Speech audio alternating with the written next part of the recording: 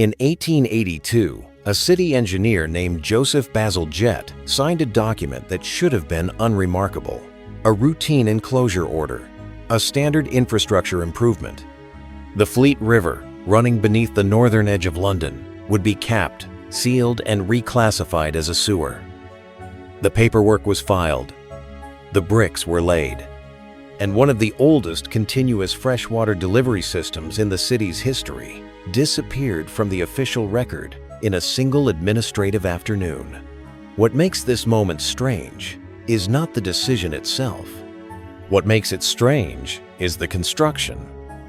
The brick arches used to seal the fleet were not sewer grade. They were aqueduct grade, heavier, more precisely fitted, calibrated to bear loads that a drainage channel would never need to bear, joined with a quality of mortar that engineers in that era reserved for structures built to last centuries. Over-engineered by every standard a drainage project would require. Engineers don't overbuild sewers. They don't need to. The waste that moves through a sewer doesn't care about the quality of the arch above it. But they do overbuild structures. They intend to preserve structures they are sealing, not destroying. Because somewhere in the institutional logic of what they were doing, the people laying those bricks understood that what was underneath them was worth keeping intact, even while the paperwork above insisted it was merely rubbish infrastructure being tidied away. Something about this doesn't add up. And when you pull on that thread, you find the same anomaly in Paris, in Chicago, in Berlin, in Boston. The same decade, the same reclassification, the same quality of construction, buried under the same bureaucratic language. 6 cities, 15 years. One administrative gesture repeated so consistently across different governments, different languages, and different engineering traditions that it stops looking like a local decision and starts looking like a policy. To understand why this disappeared, you have to go back to the moment before the city owned its own water and ask a question no municipal planning authority has ever cleanly answered. Who did? The story begins not in the 1,880 seconds, but in the centuries before, when water moved through cities not by corporate infrastructure, but by a system so elegant, so locally governed, and so completely free of metered control that it became, by the logic of a new industrial order, a problem that had to be solved. These were gravity-fed open channels, stone or brick-lined, surface visible, averaging between 18 and 24 inches wide, engineered to drop approximately 1 inch for every 50 feet of travel so that water moved without pumps, without pressure, without machinery, and without fees. They predated municipal pipe supply by anywhere from 200 to 600 years, depending on the city. They ran uphill from their intake points, fed by hillside springs and river diversions. And they delivered clean water to neighborhoods by neighborhood. Right. Not by subscription, not by meter, not by the discretion of a company that could shut the valve. They were maintained by guilds.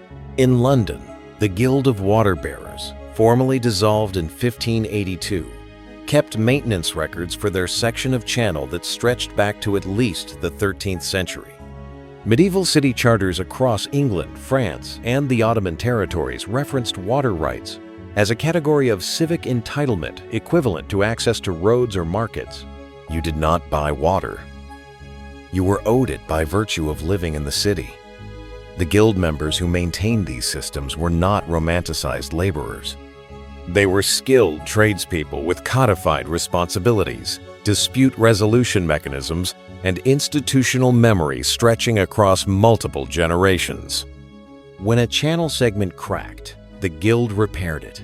When a spring feeding the upper intake ran low in a dry summer, the guild rationed access by a formula written into the city charter. When a wealthy merchant tried to redirect flow toward his property, the guild took him to a magistrate. The system had teeth. It had governance.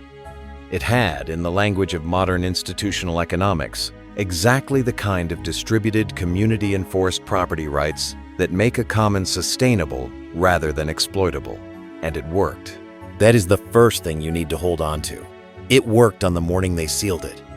In the pre-industrial world these channels fed, water was governed as a commons with a sophistication that later planners would deliberately forget to mention. Ottoman cities maintained a class of administrators known as Nazir al-Miah, water overseers, whose function was not to sell water, but to adjudicate access disputes and maintain the physical network on behalf of the neighborhoods it served. Their authority derived from Waqf documents, Islamic charitable endowments that placed water infrastructure in permanent communal trust, legally shielded from privatization by the same logic that protected mosques and schools. The Waqf records that survive in Ottoman archives describe water allocation decisions of granular precision: which street received flow on which morning, which fountains were prioritized during drought, which neighborhoods had contributed labor to a recent repair and earned a temporary increase in their share. This was not primitive management. This was governance. In Mesoamerica, the Aztec Tlaloc, a priestly and engineering class, simultaneously maintained acequia networks that supplied Tenochtitlan's population across a lake island geography that European engineers would later struggle for decades to replicate. The Spanish colonizers who arrived in 1521 were reportedly astonished by the hydraulic engineering of the city they were about to destroy. They were astonished, and then they destroyed it anyway, burning the land and water codices that documented the system's design principles, along with the libraries that housed them. Incan Quipu records, the knotted cord accounting system that Spanish colonizers dismissed as primitive notation, encoded water allocation data across thousands of kilometers of Andean aqueduct network with a precision that modern hydrologists have only recently begun to fully decode. The pattern across these civilizations is not coincidental. It is structural. Water, in every pre-industrial urban tradition with a functioning record, was a shared right encoded in law, maintained by designated community roles, and governed without a profit mechanism. The channels were the argument. They were the physical form of a political idea that a city owes its inhabitants the conditions of survival, regardless of their ability to pay. Then something changed. Not gradually, abruptly. In 1847, the United Kingdom passed the Waterworks Clauses Act. On its face, a technical regulatory measure establishing standards for new water infrastructure. In its consequence, the first legal dissolution of the English Commons water right the right, by which a resident of a city could claim access to water as a civic entitlement rather than a purchasable commodity. The language of the act did not announce this. It didn't need to. Legislative language rarely announces what it is actually doing. It simply redefined the legal category of water supply in a way that made the Commons model administratively invisible, not illegal yet, just unrecognized, unreferenced, outside the new framework. Within 30 years, equivalent legislation had passed in 11 countries. The timing, across nations with different governments, different languages, and different legal traditions, is a fact that historians of urban planning have not satisfactorily explained. It is not a coincidence. Coincidences don't arrive on the same legislative calendar across 3 continents. What arrived instead, in the same decade as the Waterworks Clauses Act, was a man named Sir Edwin Chadwick, and a document that would reshape the physical form of every major Western city. Chadwick's 1,842 report on the sanitary condition of the laboring population is still cited in urban planning curricula as the foundational text of modern public health infrastructure. It argued, forcefully and with considerable rhetorical skill, that the open water systems of British cities were ungoverned, insanitary, and a primary vector for disease. The report described the old channels in language that was vivid, morally weighted, and strategically chosen. Words like stagnant, unregulated, and exposed, appeared repeatedly. The old channels were made to sound like the problem. The solution, centralized, piped, metered infrastructure, administered by a properly constituted authority, was presented as the obvious rational response. The report became a policy instrument almost immediately. New piped water systems, metered, centrally controlled, connected to individual households by billable taps, were proposed in London, Paris, and New York within the decade.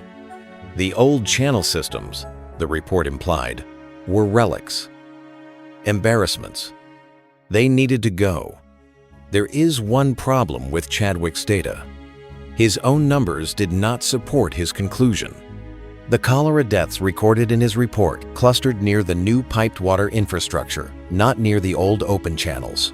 The pattern suggests, and historians have not adequately addressed this, that the report's rhetorical conclusion was written before its data was fully assembled. The framing arrived first. The evidence was arranged around it. Chadwick's report became the blueprint for water privatization across the Western world. The cholera data in it pointed in the opposite direction. In 1854, 12 years after Chadwick's report, a physician named John Snow produced what became the most celebrated document in the history of epidemiology: a dot map of cholera deaths in the Broad Street neighborhood of London. The map is taught in every public health program in the world as proof that communal water sources the Broad Street pump specifically spread cholera. The handle was removed from the pump. The outbreak declined. The narrative was locked. The communal water source was the villain. Modern infrastructure was the hero. That version of the story entered the textbooks and has not left them. But look at the map again. Look at where the deaths are not. The households connected to the new piped water system in the same area show mortality rates that are, in several documented clusters, higher than the households still relying on the old communal infrastructure. Snow's map is a more complicated document than the version that entered the curriculum.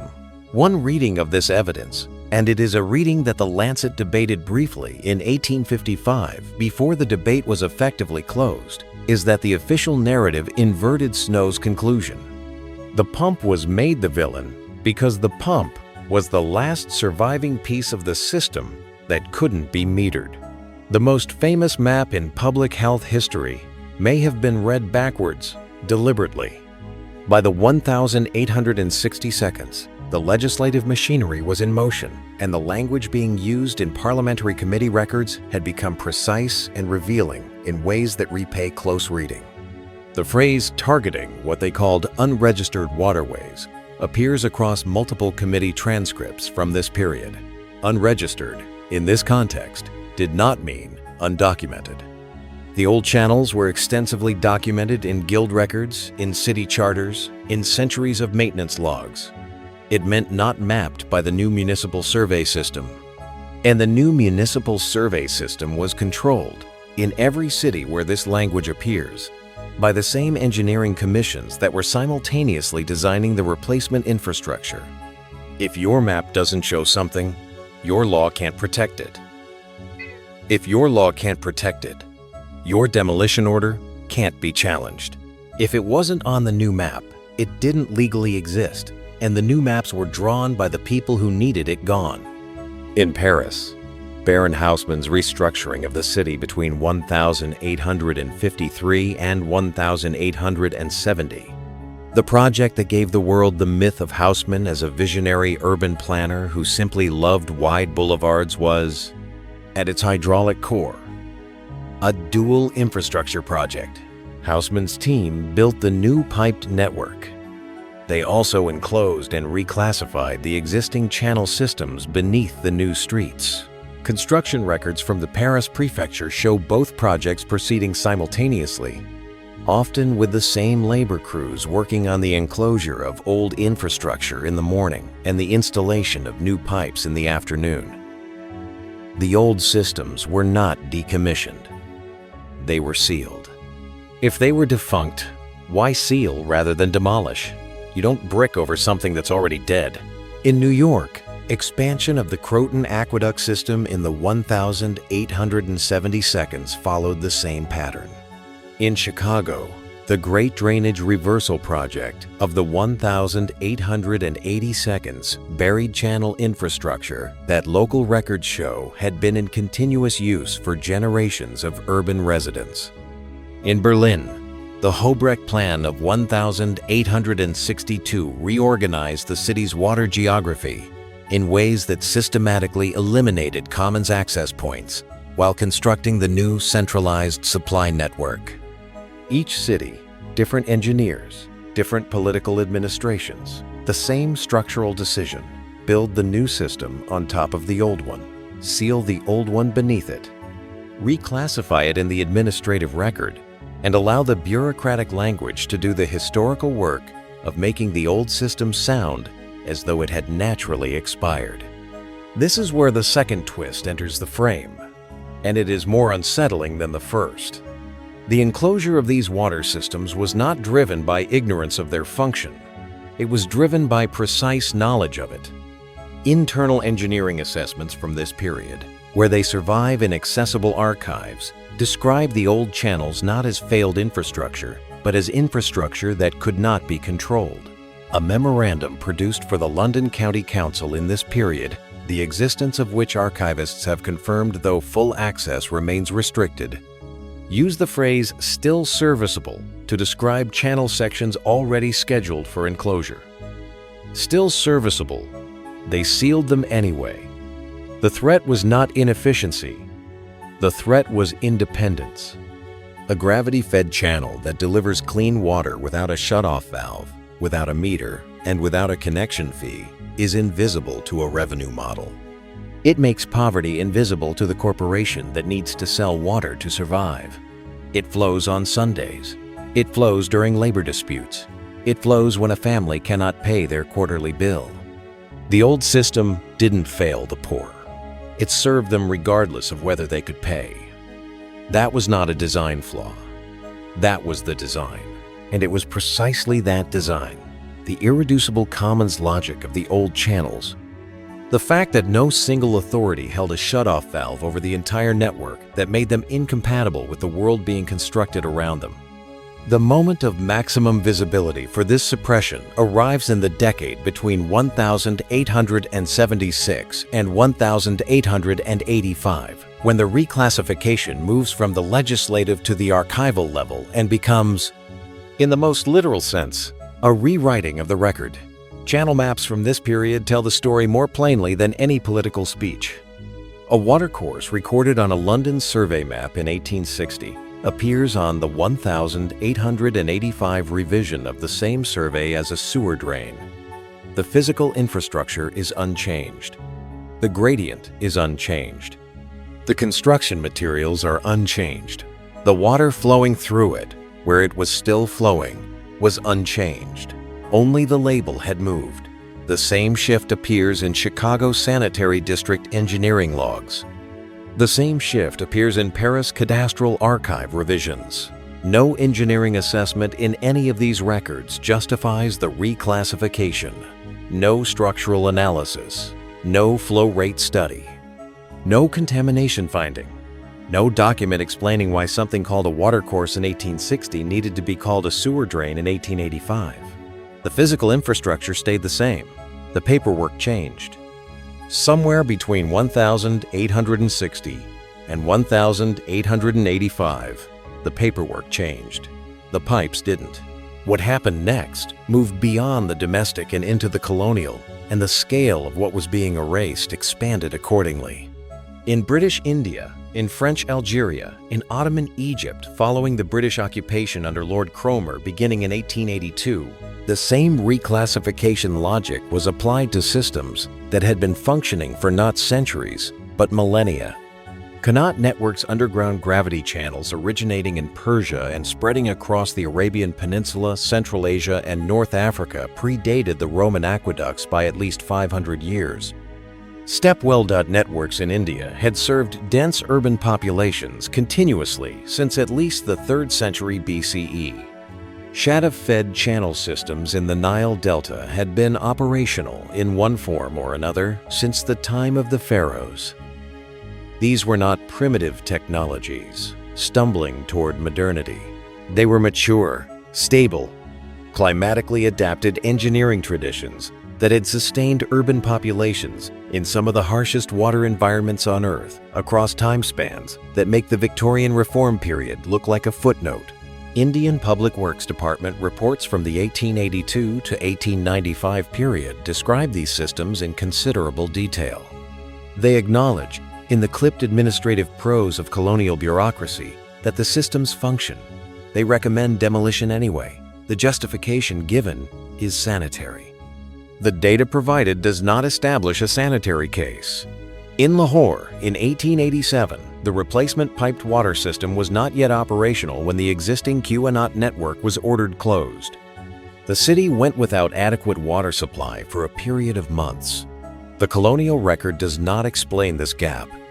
It simply records it as a transitional inconvenience in the progress of modern infrastructure. The replacement system in Lahore wasn't finished. They demolished the Q-Anot network anyway.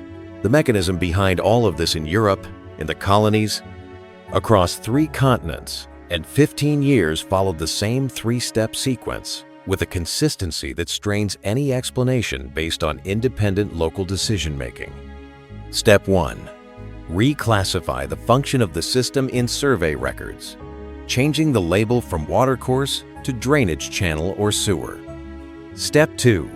Reclassify the ownership of the system from communal commons to municipal authority, eliminating the legal basis for community maintenance rights. Step 3.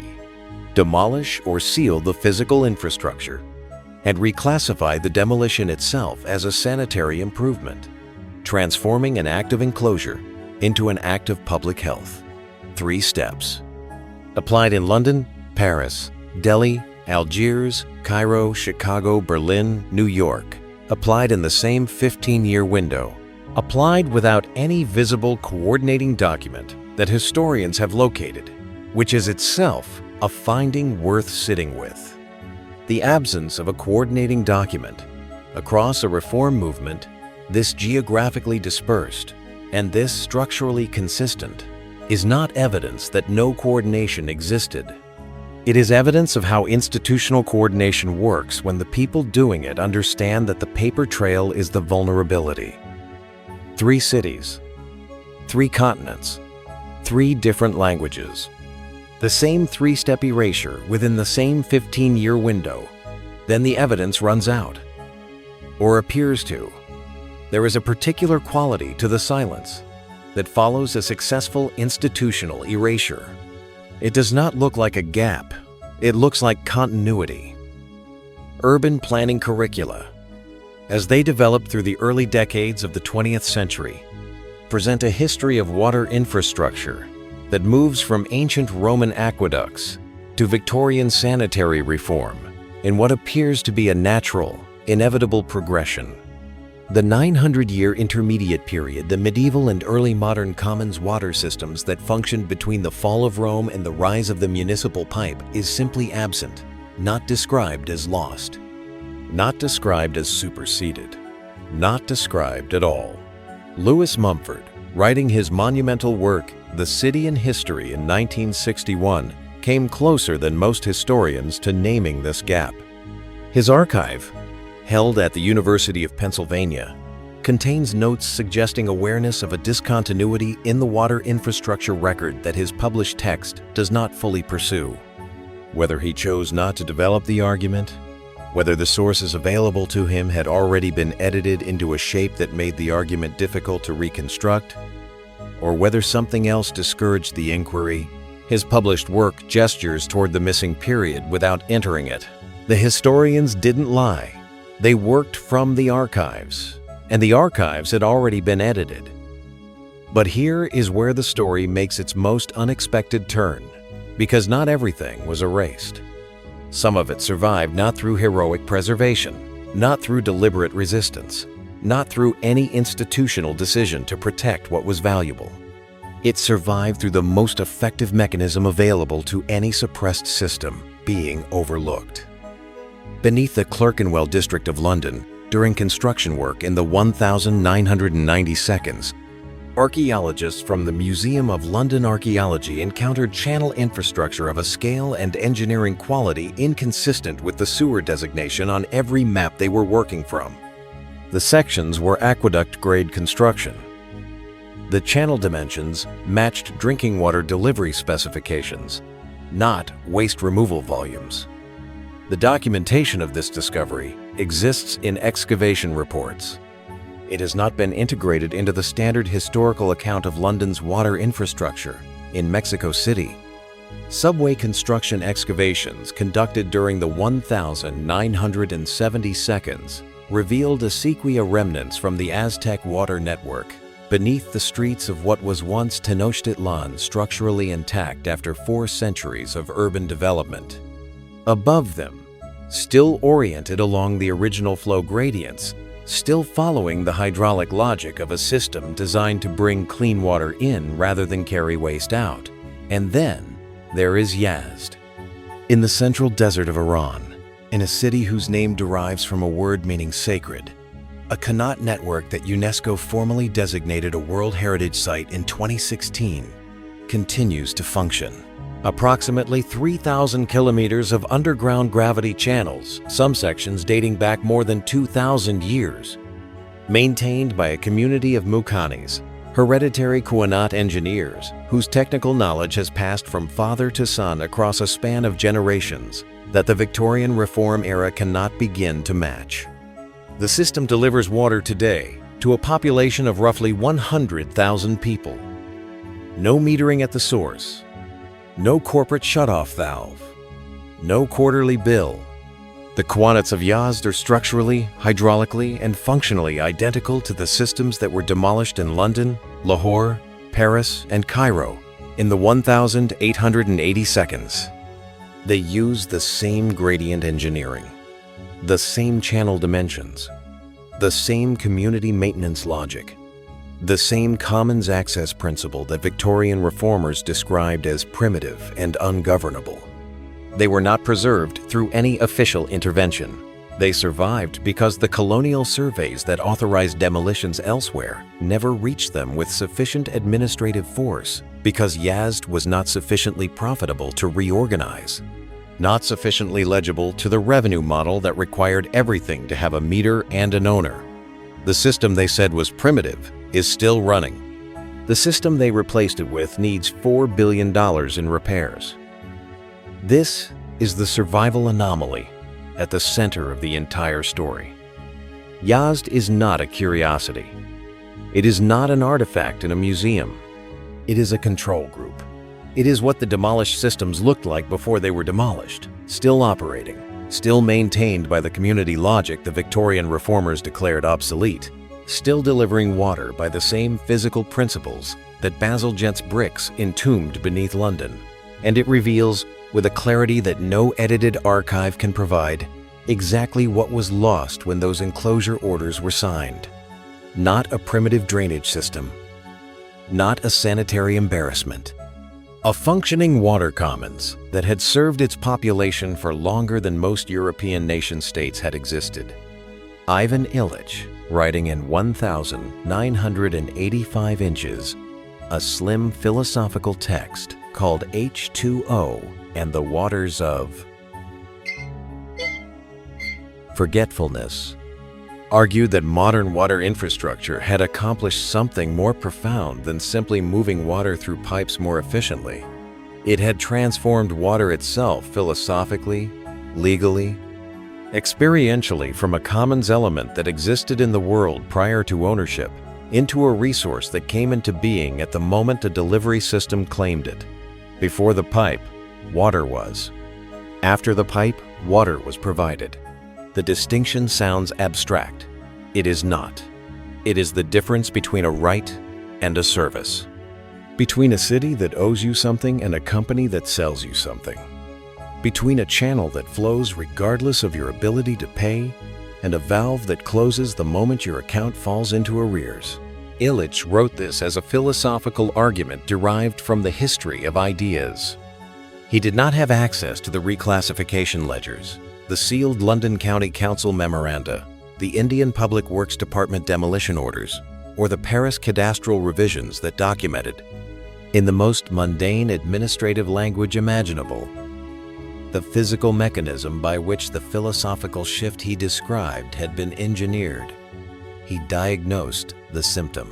The records, where they survive, describe the surgery, the physical mechanism, channel reclassification, ownership transfer, archival revision, demolition as improvement, applied systematically across 15 years and 3 continents, is the machinery that produced the world Illich was trying to name. If the infrastructure was the argument, and the infrastructure was buried, then what was buried with it was not merely a delivery system. It was a set of foundational assumptions about what cities owe their inhabitants. The assumption that water flows regardless of whether you can pay. The assumption that the channel beneath your street belongs to the neighborhood as much as to any authority. The assumption that a city is, at its hydraulic foundation, a commons, not a service, not a product, not a quarterly subscription. Those assumptions were not argued away in a public debate. They were not disproven by superior engineering. They were sealed under aqueduct-grade brick and relabeled as sewers, removed from the survey maps, struck from the legal record by an act whose language was so technical that most of the people it affected never knew it had passed, and then most completely, most durably removed from the curricula of the universities that trained the engineers and planners and historians who would spend the next century explaining with great confidence how modern water infrastructure had improved upon the primitive past. Today, in the archives that remain accessible, you can find the before and after maps. You can find the 1,860 survey and the 1,885 revision of the same document, held in the same archive, sometimes filed in adjacent folders. You can hold both in your hands and see, in the difference between the words watercourse and sewer drain, the administrative moment at which a tradition was reclassified as a liability and a commons was reclassified as a commodity. The legal endpoint is specific. The UK Waterworks Clauses Act of 1847 is the document that dissolved the right. Everything that followed Chadwick's strategically framed report, Houseman's dual infrastructure project, the colonial demolition orders, the archival revisions, the survey map corrections. The textbook silences was the physical and institutional world catching up to what had already been decided on paper in a parliamentary session that most of the people affected by it never knew had occurred. Bazalgette's bricks were the last visible step in a sequence that began not with an engineering problem, but with a legal one. The problem of how to charge for something that had always been free, how to make a meter relevant to people who had never needed one, how to transform a right into a service without anyone noticing the transformation until it was complete. Somewhere beneath the streets of a city you may have walked through this morning, the original channels are still there, still oriented along the old gradients, still following the hydraulic logic of systems designed to deliver clean water by gravity, maintained by community hands, governed by a principle so simple it required centuries of institutional effort to dismantle. That the water beneath the city belongs to the people who live in it. They are labeled on every official map as sewers. The label was changed in a 15-year window between 1860 and 1885. The water inside them did not change. It has no idea what it has been called. And somewhere in the central desert of Iran, above a city whose name means sacred, it is still moving.